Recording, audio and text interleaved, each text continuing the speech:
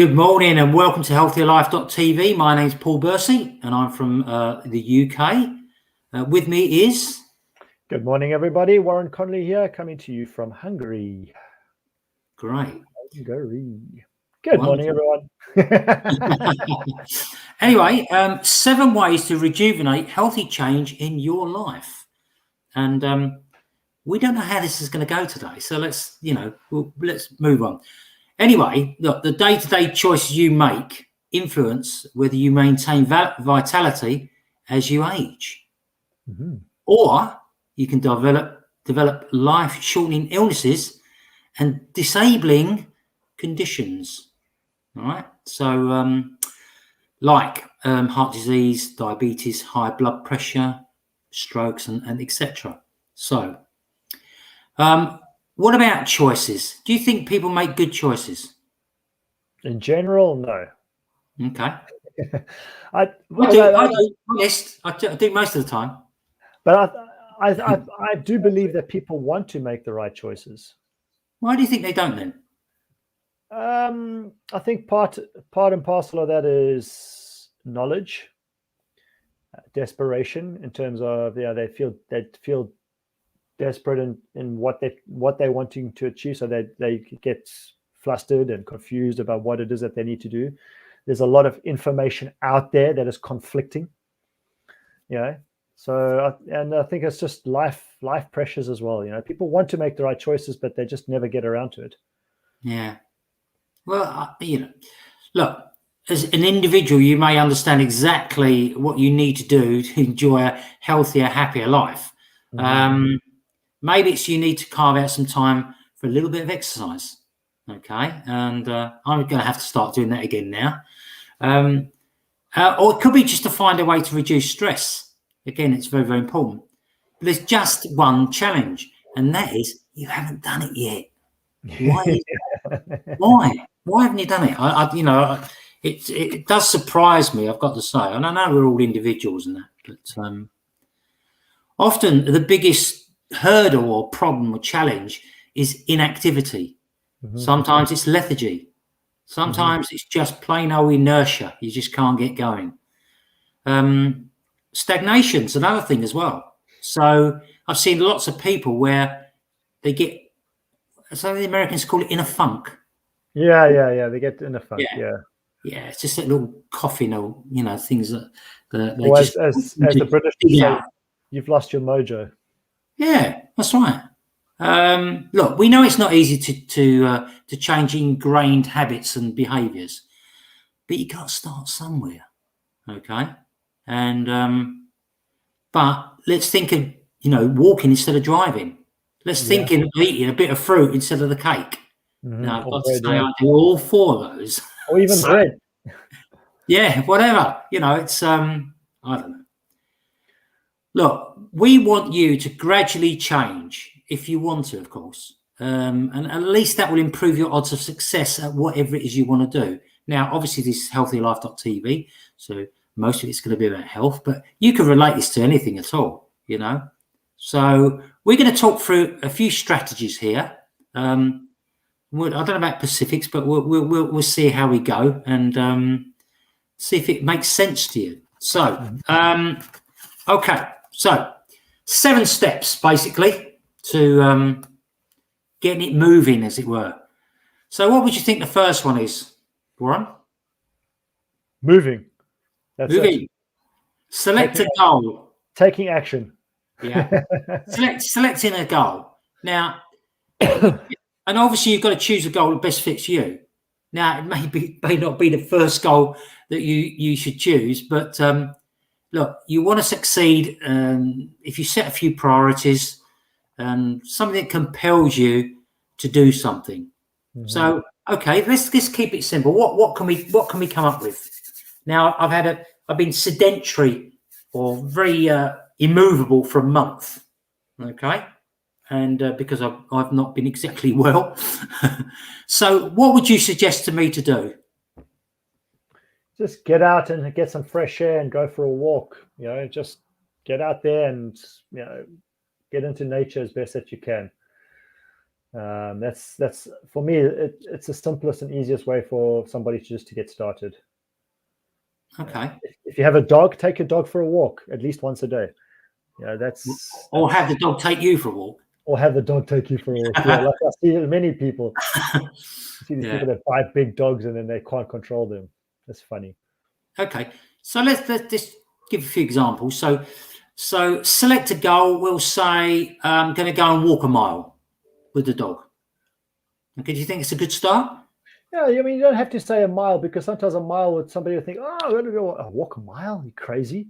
But then if you say to yourself, I'm going to walk around the community or around the block, you probably end up going to be walking about a mile. But it's not as, the thought of it is not as daunting. So if you just say, look, I'm going to take the dog out for a walk and see how far I get, that's perfect. That's first step one. That's done.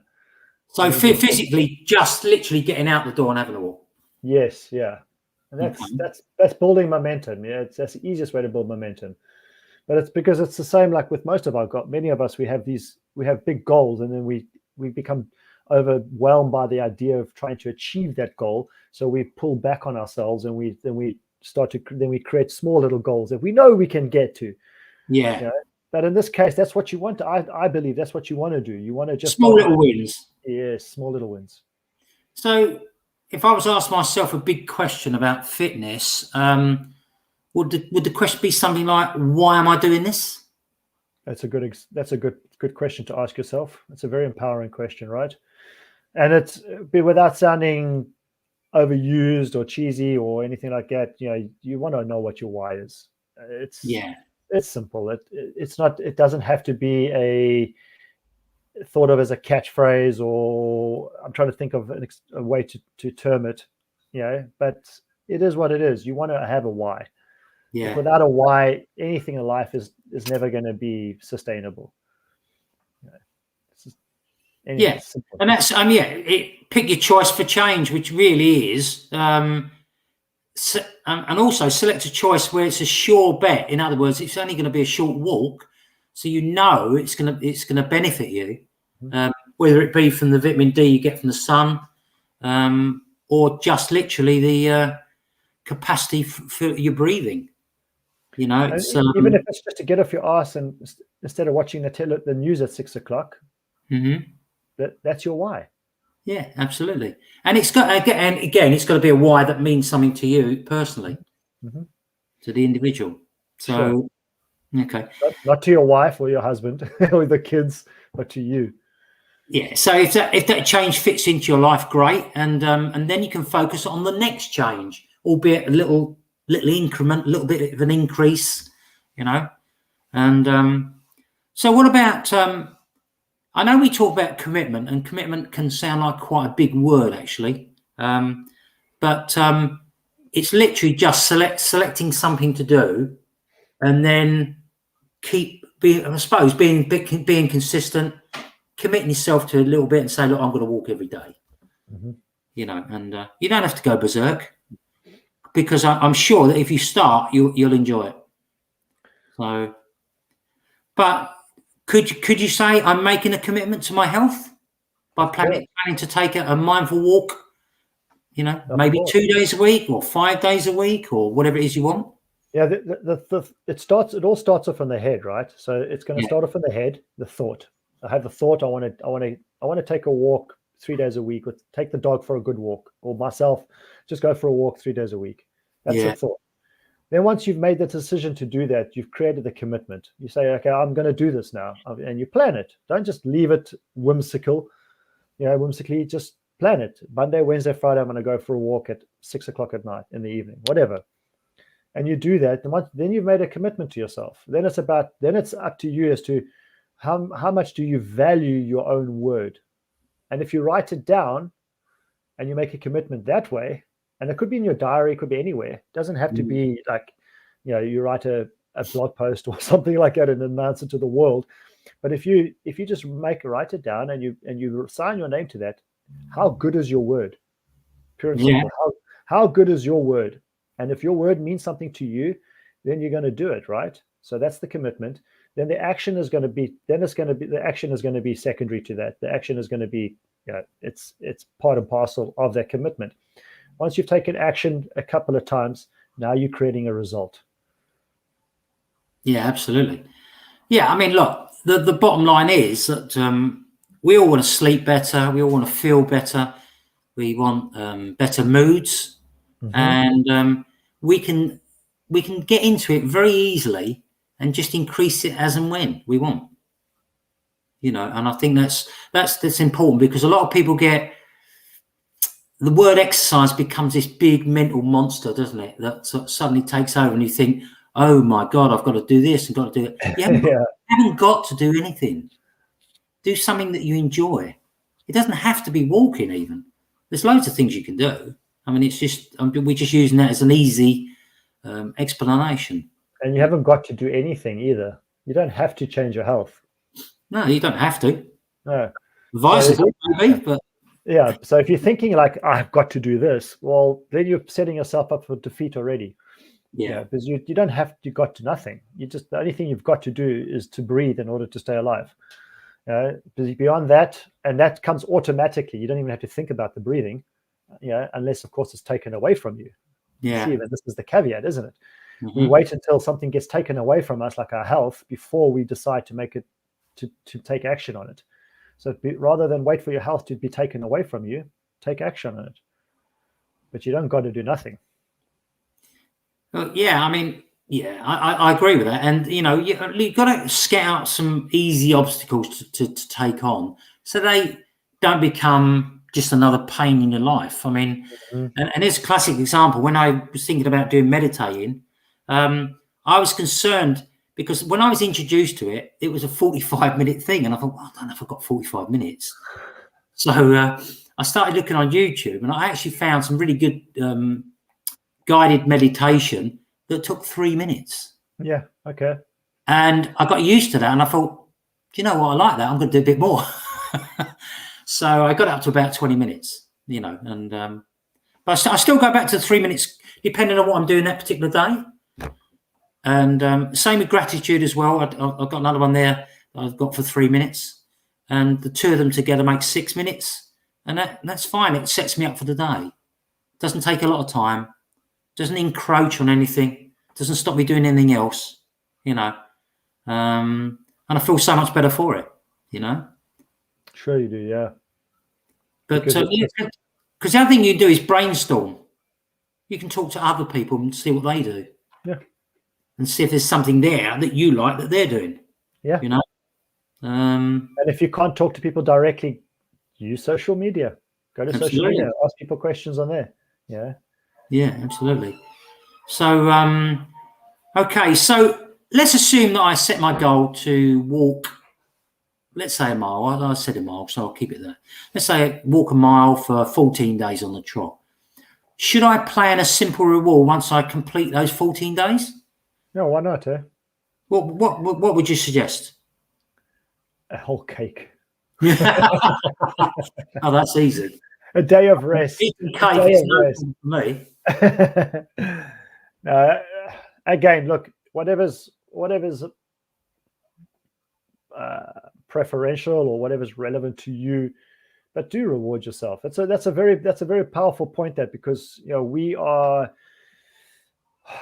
programmed to want to be rewarded for when we do things that are good, right? Yeah. And even sometimes when people do things that we don't look at as being good, they are looking for a reward, because at the end of the day, and significance and recognition for it, because in their mind, they're doing something good, right? We may not see it as being good, but other people. But the point of the example is that we are conditioned to be rewarded, to want to be rewarded. So reward yourself by all means. Don't feel good about it afterwards. Just enjoy it. Last weekend, something I very seldom do is go to a restaurant and spoil myself at a restaurant.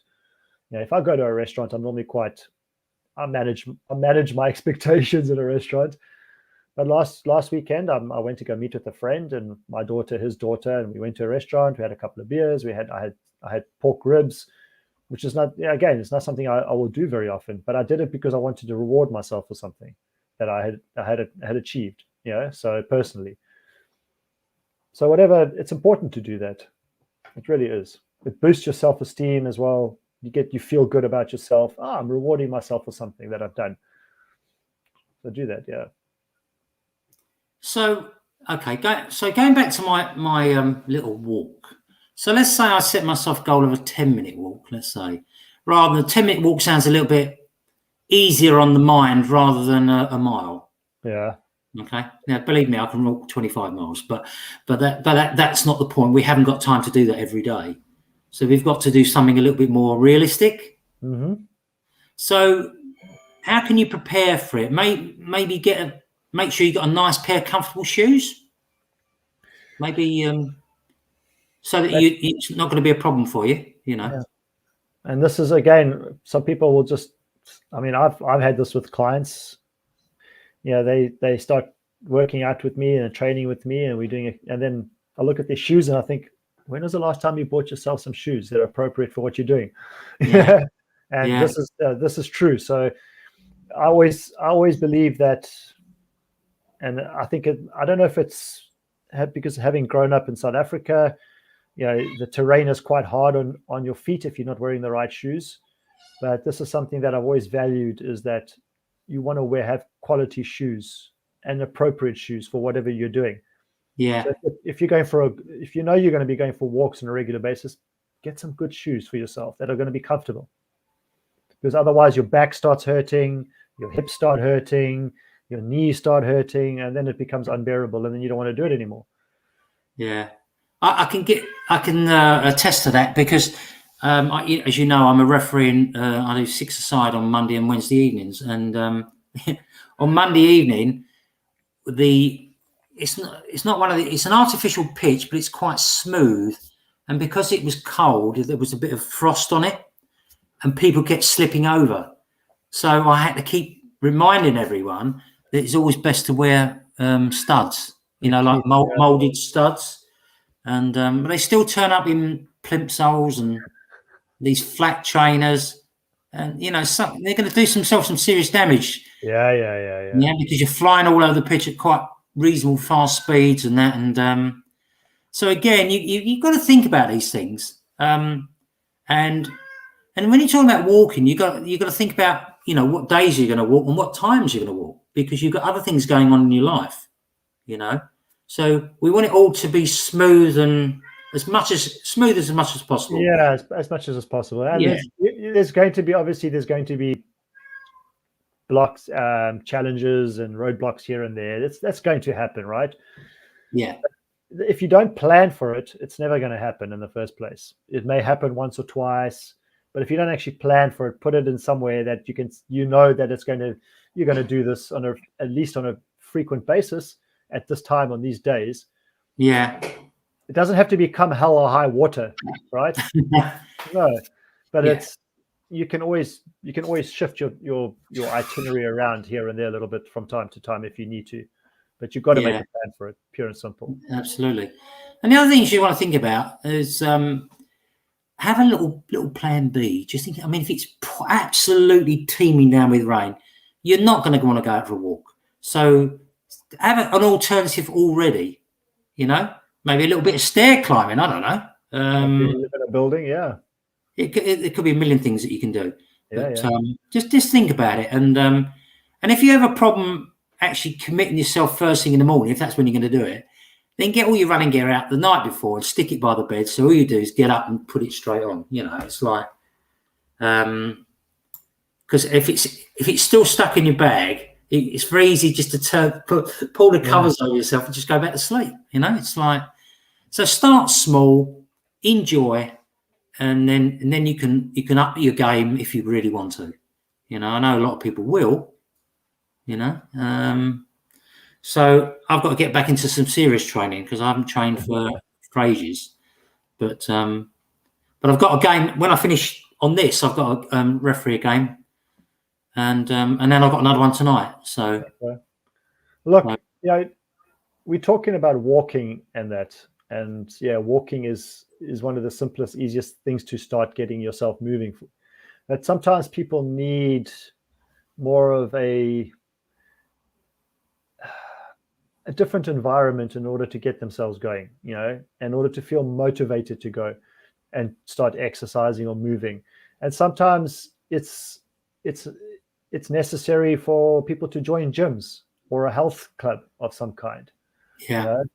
I think most people that are going to be watching this video or listening to the audio, and that they're not going to be necessarily wanting to go to some kind of hardcore gym, but if you can join a health club of some kind, in the UK in particular, there's loads of them around in different communities, then join a health club if it means that, because then it gives you that sense of, you may be looking for that sense of community, that sense of, I'm going to walk in, I'm going to start meeting people, getting to know faces, it's going to be friendly, that kind of stuff, especially bearing in mind today, so many of us are lonely. We're not getting to see as many people as we are used to, or we might want to. So then go join a health club, but you don't have to you don't have to spend bucket loads of cash to do it either. Maybe if you can, I don't know if they still do it in the UK in some of these community health centers where you can pay when you go. You don't have to buy a membership. Yeah, there are some places like that. Yeah. And if you can, then just go just pay when you go, and at least get into that environment, get into that swing of things where you're now going and there's a multitude of options available for you to do different things. That might be exactly what you need and what you're looking for. But you won't know until you try it either. You may think to yourself, oh, the gym. No, it doesn't have to be like that. It can just be nice, easy going. You do your own little thing. You talk, chit-chat to a couple of people here and there, build some relationships, get some kind of connection going with people. And then you're going to feel better about yourself automatically that's besides even doing the exercising. I think that's what many of us just need. We need that sense of community, togetherness again. Yeah, absolutely. All right. Well, we're gonna do a short one today because we're just getting back into it at the moment, and we're gonna. I'm tired already. Whew. No, I'm just raring to go. But I'm also raring to go. You can see I'm bouncing. So 7 steps to shape your personal plan. Sounds a bit business-like, but it's not. Number 1. Select a simple goal. Choose a goal that best fits you and what you want to do. Makes you happy, have some fun, and you can add the fitness to it. Second thing is ask yourself the question, why am I doing this? It'd be a simple thing.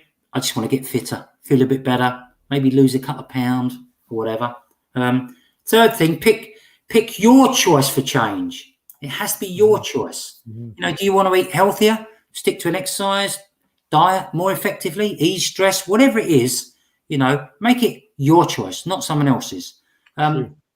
Commit yourself at some stage, whether you might want to write it down on a post-it note and stick it on the fridge, or maybe just an internal promise to yourself. Let people know what you're doing, so they can encourage you rather than have a laugh as you're running down trying to move any excess weight that you may have. I've done that before. Or you're looking like an invalid trying to run, But I applaud people that do that, honestly. Absolutely, yeah. There's a guy that he runs in the mornings when I take Laura to school, and he's running up hills and stuff like that, and he's huge and he can barely move. His moving is very labored, but I respect him because he's doing it. He's out there. He's actually, I know a lot of people will laugh, but that's irrelevant. Those people don't matter. Really, they don't matter. If somebody's taking your dream or that wish away from you, but trying to take it away from you by making you feel or look insignificant or ridiculous, they don't matter, because at the end of the day, that's your objective. That's your goal. That's your dream. Absolutely. That's all that matters. The people that support you, they matter too. Absolutely. But just sort of finishing off, scout out some easy obstacles, all right? So that it's not so easy that anybody can do it. Just a little bit. Maybe there might be a little bit of an incline in part of the walk. and you can increase it as you get fitter. All right. Again, brainstorm ways to leap over obstacles. So if there are some roadblocks or obstacles on route, then, think about how you're going to deal with them. Right? It don't have to be really problematic or anything like that. Just some easy things that can make you a little bit more fitter. All right. But also in saying that, some of those obstacles may be the news at 6 o'clock at night. It could be something that you're used to doing right now that is habitual, that is not serving you. That can be an obstacle, and that's more likely to be a bigger obstacle than anything else. So, as you say, as Paul says, brainstorm that, or have that in mind. Be conscious of the fact that these may crop up from time to time, but you need to be willing to deal with it. Are you willing to go that extra mile in order to push yourself a little bit harder? And as these obstacles come about, you need to be cognizant of that might happen, so that you're not thrown off guard when it does happen, that you're actually half prepared or fully prepared for it. Yeah, absolutely. And lastly, plan a simple reward. Is there a reward you might enjoy for doing a job well done? Yeah. And find out what it is. It could be you might have decided to quit smoking and might be saving the money. Maybe it could be, I don't know, going to see your local football team or something like that you hadn't done for years. Could be, for some of the ladies, things like having a luxurious bath that they haven't had for a long time. Mm-hmm. Because it's very easy to slip out of doing things that we love. So whatever it is, simple reward. So that's it, really.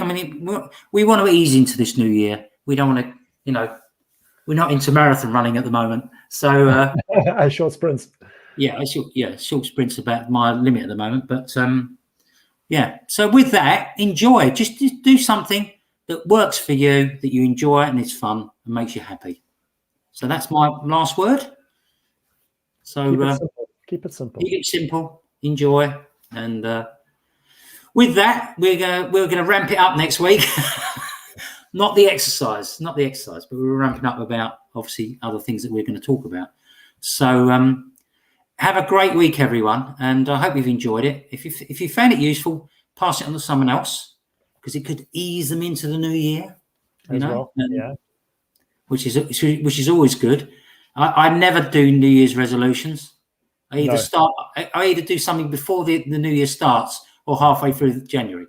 Specifically because I want to keep it going rather than be one of them 3 or 4 day wonders.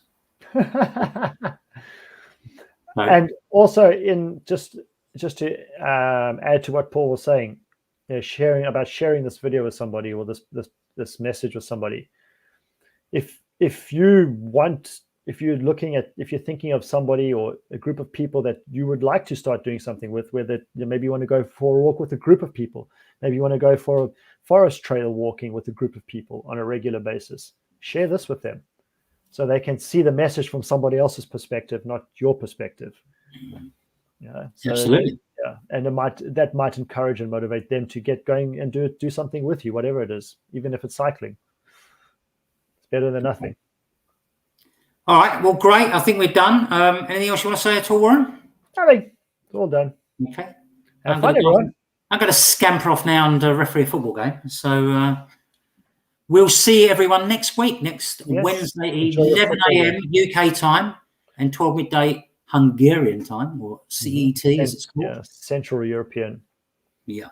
So with that, have a fantastic week, everyone. Any questions, let us know. Please do. Speak to you soon. Bye now. See you later.